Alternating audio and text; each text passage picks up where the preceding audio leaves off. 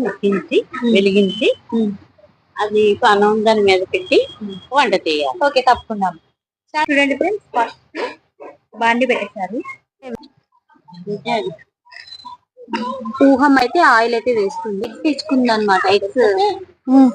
Eggs చేసుకుంటుంది. మంట అయిపోయింది. దామమ్మ. అయ్యో, మసాలా కారం అమ్మే